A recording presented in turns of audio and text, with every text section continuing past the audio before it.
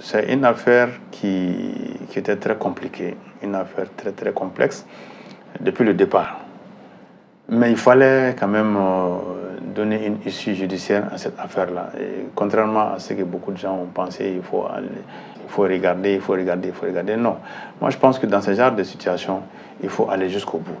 Ça permet à toutes les parties d'abord non seulement de se faire respecter, mais aussi de faire respecter, en tout cas, l'opinion des pays. Aujourd'hui, au Mali, la grande majorité de l'opinion publique malienne s'était dégagée en faveur de cette option, de cette solution. Et tenir compte de cette opinion, je pense que c'est un acte de grandeur et pour le Mali, et pour la Côte d'Ivoire, et pour la sous-région. On ne peut pas être dans le monde pour suivre les autres.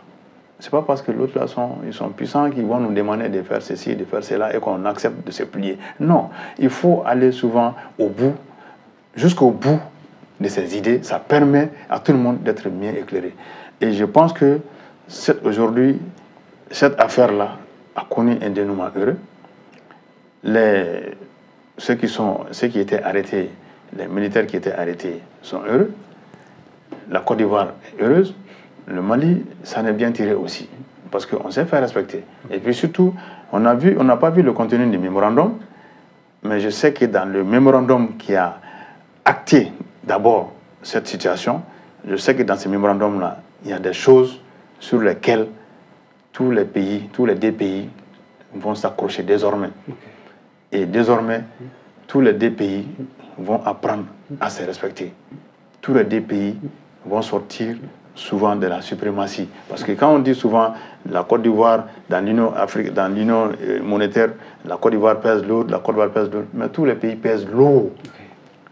Le Mali a été empêché de peser lourd.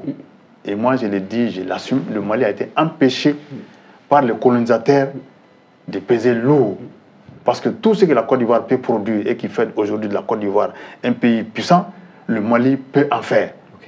Modibo Keïta a essayé des champs expérimentaux en production de cacao, de café et de cola. Pour ceux qui le savent, les économistes qui le savent, ils le savent très bien. Modibo a expérimenté, il y avait des champs expérimentaux à Kadiolo. Donc le Mali pouvait être un grand producteur aussi, non seulement de coton, mais de café et de cacao. Et aujourd'hui, faire du Mali aussi un Mali puissant. Mais on a empêché le Mali d'être puissant. Donc moi je pense qu'il faut sortir de certains complexes d'infériorité et de supériorité et se regarder vraiment en homme et se respecter mutuellement. Je crois qu'en son temps, nous étions favorables à la libération, en tout cas, de ces militaires-là. Puisque pour nous, et pour moi, en tout cas, je crois qu'on a beaucoup de défis à relever et que c'était vraiment devenu pratiquement un fonds de commerce qu'il fallait éviter pour, en tout cas, ne pas détourner l'attention, en tout cas, de l'opinion vers d'autres sujets de moindre importance. Et il faut se réjouir quand même du dénouement heureux de cette affaire-là. J'ai dit, on a pu trouver un compromis sans compromission pour les deux pays. Parce qu'au moins, personne n'a été véritablement humilié.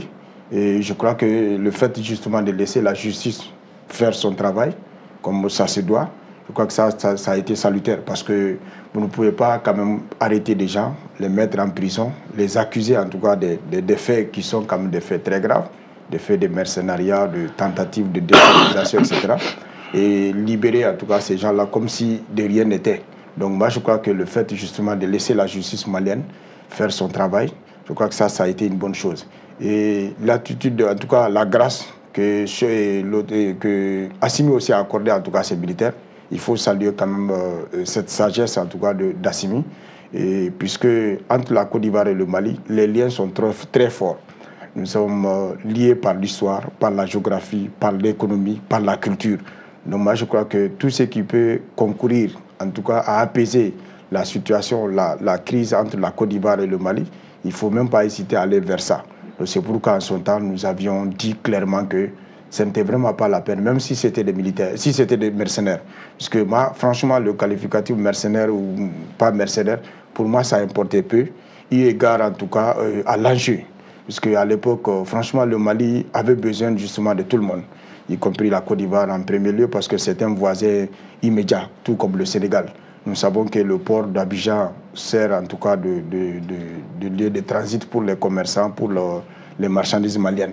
Donc moi, je crois que le fait justement qu'on ait trouvé une solution à l'amiable, sans justement qu'il y ait en tout cas trop de débordements, je crois qu'il faut saluer cela et de la part de nos autorités.